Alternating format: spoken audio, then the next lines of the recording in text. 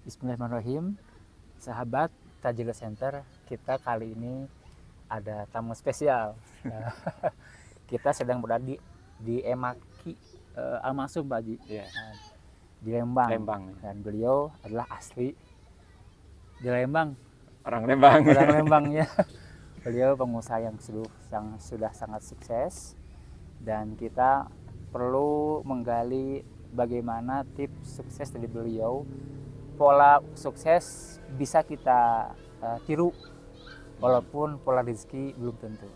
Namun kita hari ini akan menggali bagaimana beliau sampai hari ini. Kan ini ya kata para penasehat bisnis gitu ya, jangan lihat orang hari ini, tapi lihat bagaimana memulai dan perjuangan yang mereka lakukan.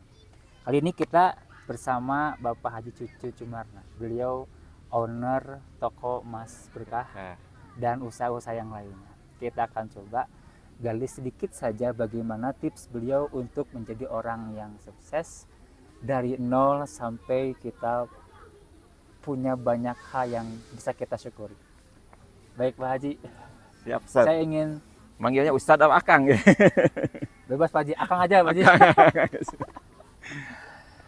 Bagaimana Pak Haji memulai bisnis sampai hari ini bisa sukses yang kita lihat? Bismillahirrahmanirrahim. Sebenarnya saya mulai bisnis itu belajar dagang, belajar jualan, belajar itu sejak malah dari kecil ya. Terdidik terininya dari kelas 4 SD kalau nggak salah. Ya. Dari kelas 4 SD udah belajar jualan. Yang pertama buat nambah uang jajan, terus buat beli buku pelajaran, buku tulis. Nah, dari sana mungkin mental itunya kedidik. Ya. Karena yang paling utama itu dari waktu itu yang saya pahami dan saya rasakan di jualan itu, istilah orang Sunda mah jangan eraan itu. Berani dulu ya, gitu. Ya. Harus berani kan kita akan ada rasa malu yang kuat ketika nawarin ke teman-teman gitu ya. Mau beli ini, apalagi teman sekelas, teman kita. Betul. Tapi alhamdulillah waktu itu saya bisa mendobrak itu karena didorong juga kebutuhan. Betul, gitu ya, kebutuhan. Dan alhamdulillah ternyata pas saya kesini beranjak, ternyata dari mental itu, mental kita berani dulu jualan itu, tidak ada kurikulumnya di akademi. Nah itu harus belajar di lapangan gitu. Ya. Alhamdulillah dari mental dari sejak dini jadi pedagang ke bawah sekarang gitu. Ke bawah sekarang, dan alhamdulillah ya sampai sekarang bisa dirasakan. Kalau tadi saya dikatakan sukses, belum sukses lah kalau belum bisa menghantarkan seorang pengusaha sampai masuk surga gitu. Suksesnya itu kalau udah masuk surga, Kang. Ini ciri orang sukses itu tawadu. Kawan-kawannya tawadu itu kayak gini. Udah sukses merasa belum sukses. Dan kita hari ini belajarnya bukan ke teori Pak Haji ya, ke praktek lapangan gitu ya. Karena banyak sekali teori yang disampaikan tapi tidak nonjok karena emang tidak dialami oleh si pemateri itu. Iya benar. Yang Pak Haji ingin sampaikan kepada pengusaha muda Pak Haji. Oh gitu ya. Yang ingin saya sampaikan kepada pengusaha muda atau pengusaha pemula ya. Pokoknya jangan ragu untuk mencoba gitu. Harus mencoba. Misalnya ada ide ini di benak, atau ide kita ngobrol-ngobrol sama pemuda bikin usaha ini, jangan ragu untuk mencoba. Kadang-kadang saya gini, yang dirasakan sama saya itu kalau jualan hajar heula gitu. Adapun untuk administratif segalanya ntar aja belakangan ngikutin gitu. Ada juga kan yang pola gitu, ada juga yang orang lain bikinnya bisnis plan gitu ya. Jadi matong gini, tapi kadang-kadang nggak jadi gitu. Tapi kalau saya dibalik gitu. Dibalik menurut hitung-hitungan saya itu secara ini, wah ini masuk atau ini bagus, saya hajar dulu, coba dulu. Adapun ntar ada tantangan, ada apa, itu bisa kita selesaikan sambil jalan. Pokoknya kalau kita tidak berani mencoba, itulah kegagalan kita. Kalau kita berani mencoba, itulah kesuksesan kita. Betul. Karena dari mencoba itu kita bakal banyak ilmu dan belajar apa juga.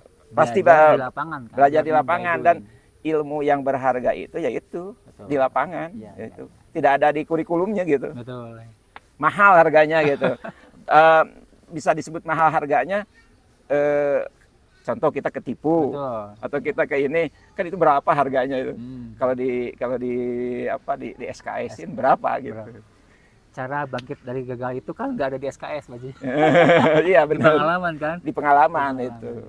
Makanya kadang-kadang saya juga suka di ini sama guru-guru saya. Pas sama saya juga kalau gagal down dulu gitu. Ya, tapi pas saya untungnya kita kan banyak ustadz, banyak guru yang menasehatin. Pas saya ini curhat gagal gini suka ngupahan kalau itu ya guru-guru kita Haji gini aja. Anggap aja itu cikopi bahe katanya.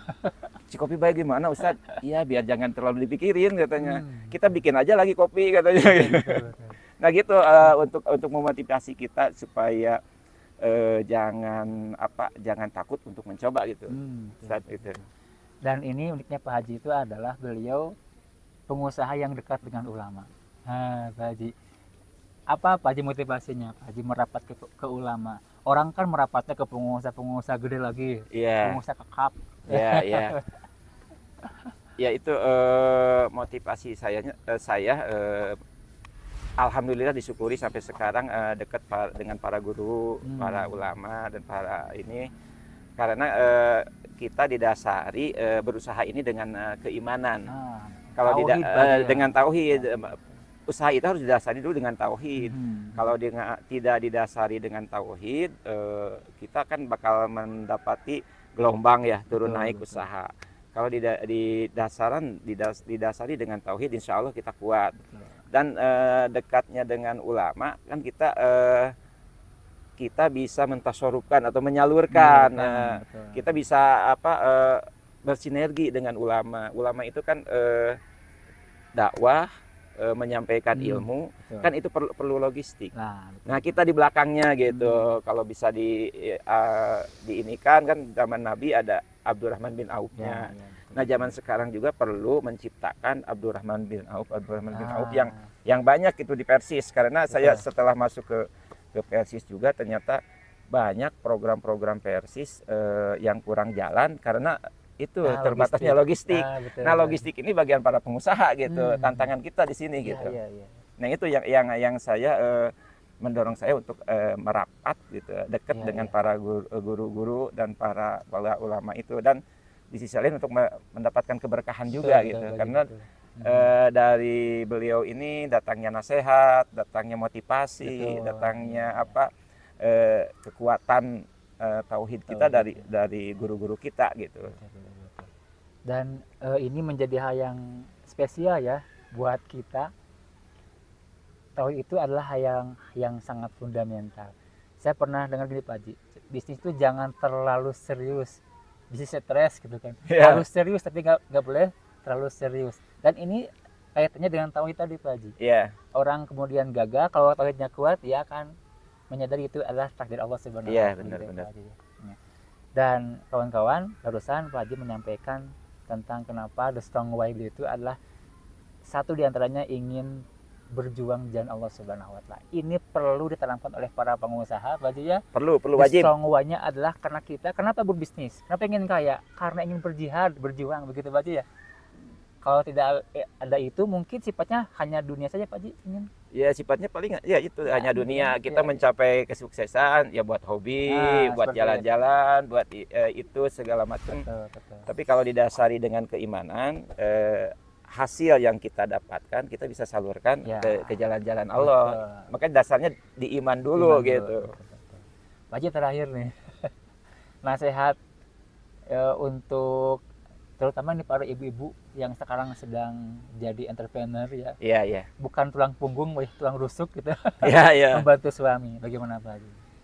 sebenarnya buat ibu-ibu itu saya salut sekali ya di sela kesibukannya di segala ini segala urusan mereka, makanya saya salut sama ibu-ibu.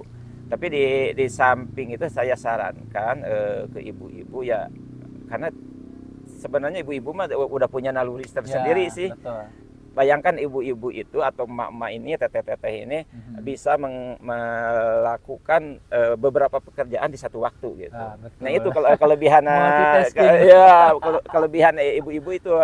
Cuma paling gini ke teteh-teteh ini yang tadi kuatnya kan dirasa.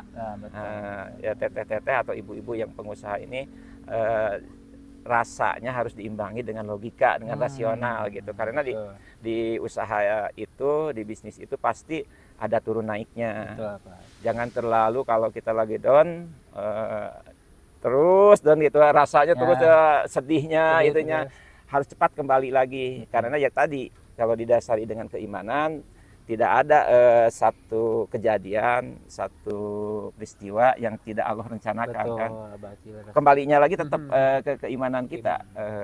Baik buat ibu-ibu, buat bapak-bapak, buat pemuda, tetap kembalinya kepada iman kita.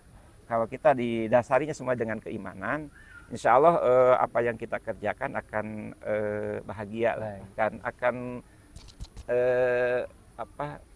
terasa enjoy gitu. Terus di usahanya jangan dibawa ribet gitu, enjoy aja gitu. Walaupun kadang-kadang gini, saya suka ngobrol sama teman-teman, kas kita rugi atau tidak mencapai target, kita kan hanya milik Allah itu. Uang punya siapa sih? Punya ini, jangan terlalu merasa kehilangan yang berlebihan gitu. Enjoy aja. Kalau yang kasih, Allah yang kasih ya gitu. Kan gini, kadang kan pemula itu begitu baru buka usaha kemudian gagal langsung stres Baji. Nah itu yang salah. Pakai FSMR akhirnya kan nggak usaha nggak jadi pengusaha ini Pak. Iya benar. Jadi karyawan lagi gitu. Harus kuat sih, harus kuat. Nanti juga kan itu terbentuk mentalnya ya gitu. Kadang-kadang orang harus ada jatuh dulu, udah jatuh lagi, berdiri jatuh lagi. Kadang-kadang ada yang tidak jatuh dulu langsung naik gitu. Ya itu mah udah takdirnya gitu ya. Yang penting kita harus berani mencoba dan harus kuat. Ya, baik. Teman-teman, saya kira demikian karena beliau sedang sibuk. Sedikit tapi sangat paten dan patri. Mudah-mudahan oleh teman-teman bisa diambil insights yang kemudian bisa dilaksanakan. Ingat sekali lagi, pola beliau harus ditiru walaupun rezekinya akan berbeda. Nah, terima kasih. Assalamualaikum warahmatullahi wabarakatuh. Waalaikumsalam warahmatullahi wabarakatuh.